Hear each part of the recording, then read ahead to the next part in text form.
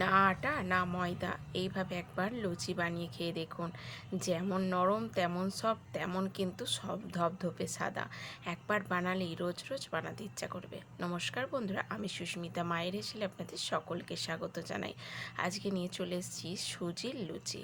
হ্যাঁ বন্ধুরা, কোনো উপোস পার্বণে বা সামনেই আসছে রাখি পূর্ণিমা, আপনারা এইভাবে সুজির লুচি বানিয়ে খেতে পারেন বা ঠাকুরকে ভোগ হিসাবেও দিতে পারেন। চলুন দেখে নেওয়া যাক আজকের রেসিপিটা আমি কিভাবে বানাই। এখানে দেখুন, একটা ছোট বাটির মাপ করে আমি 1 বাটির মতো সুজি নিয়েছি। সুজি নিয়ে নিলাম, আর স্বাদ মতো নিয়েছি এখানে লবণ, আর সামান্য একটু জোয়ান, আর 3 চামচ মতো এখানে টক দই, আর 2 চামচ মতো সাদা তেল। এই উপকরণগুলো দিয়ে ভালো করে সুজিটা এই চামচ দিয়ে আমি এইভাবে নাড়াচাড়া করে নেব। আর টক দইটা দেওয়ার চেষ্টা করবেন বন্ধুরা। টক দইটা দিলে তেলও কম টানবে, আর লুচিটাও খুব নরম সফট থাকবে অনেকক্ষণ পর্যন্ত। ঠান্ডা হয়ে গেলেও নরম থাকবে। আর জোয়ানটা দিলে কোনো রকম অম্বলের ভয় থাকবে না, হজমটা করবে। দেখুন, সুন্দরভাবে চামচের সাহায্যে আমি ভালো করে একটু নাড়াচাড়া করে মিশিয়ে নিলাম। মিশিয়ে নেওয়ার পর এবার হাতের সাহায্যে আমি এইভাবে যে মিশিয়ে নেব তেল আর এই দইটাকে। ভালো করে মিশিয়ে নিলে এই ময়নটা যত ভালো করে দেবেন, লুচিগুলোও কিন্তু নরম তুলতুলে হবে। দেখুন, সুন্দরভাবে এখানে আমি ময়নটা দিয়ে নিয়েছি।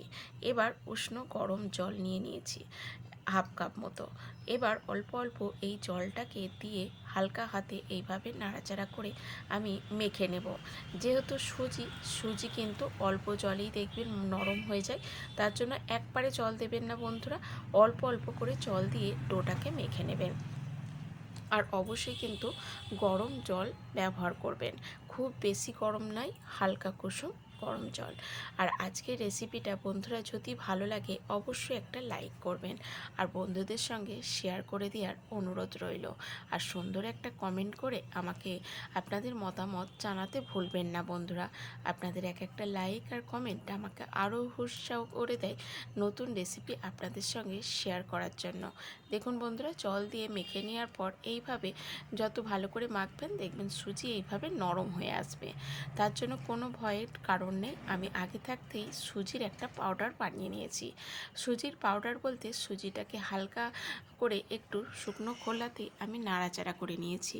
খুব লাল করে ভাজবেন না, হালকা একটু নাড়াচাড়া করে ভেজে নেওয়ার পর এখানে আমি মিক্সার জারের মধ্যে একটু গুঁড়ো করে নিয়েছি, বা আপনারা আটা বা ময়দা দিয়েও মেখে নিতে পারেন।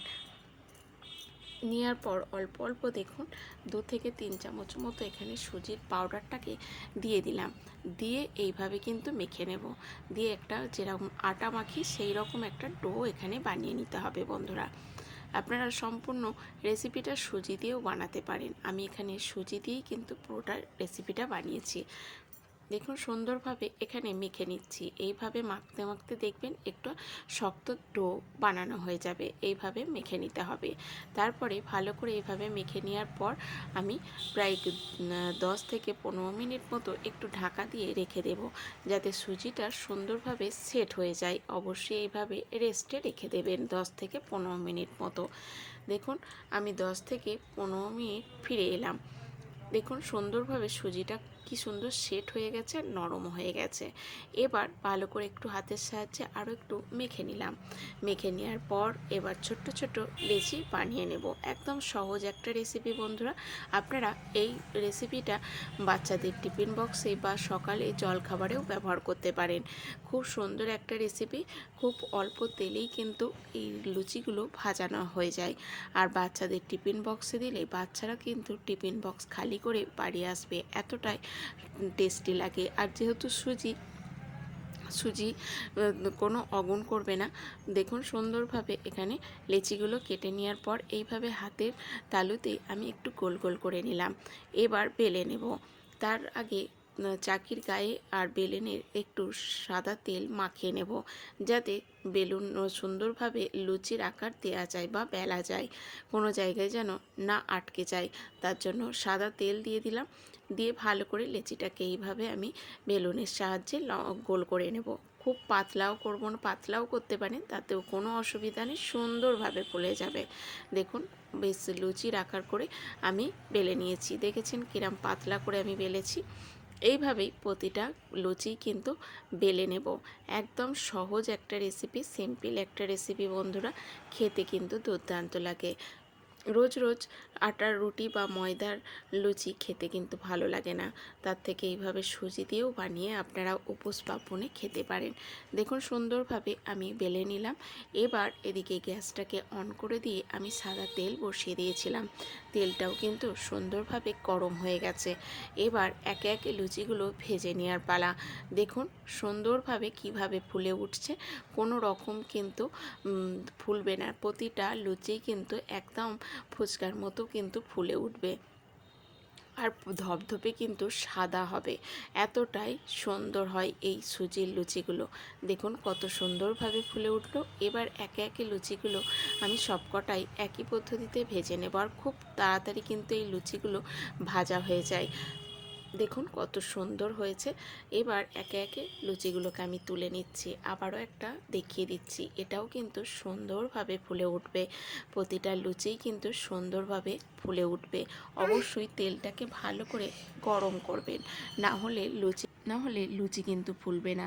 তার জন্য তেলটাকে ভালো করে গরম করে নিয়ে একে একে লুচিগুলোকে এইভাবে তেলের মধ্যে দিয়ে দেবেন। দেখুন প্রতিটা লুচি কিন্তু সুন্দরভাবে ফুলে উঠছে, একটাও কিন্তু ফুলেনি এমন নেই। প্রতিটা লুচি কিন্তু একইভাবেই আমি সুন্দর করে ভেজে নেব।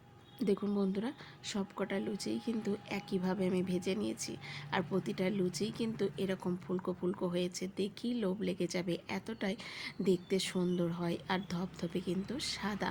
অবশ্যই এইভাবে একবার বানিয়ে খেয়ে দেখবেন ও বাচ্চাদের টিফিন বক্সে দিয়ে দেখবেন। দেখুন যেমন নরম, আপনাদের ভেতরটা দেখিয়ে দিচ্ছি। দেখুন কত সুন্দর পাতলা আর একদম নরম সফট, কিন্তু এটা কিন্তু অনেকক্ষণ ধরে ঠান্ডা হয়ে গেলেও কিন্তু নরম থাকবে আর এরম ফুলও থাকবে। আশা করি আজকের রেসিপিটা আপনাদের খুবই ভালো লাগলো।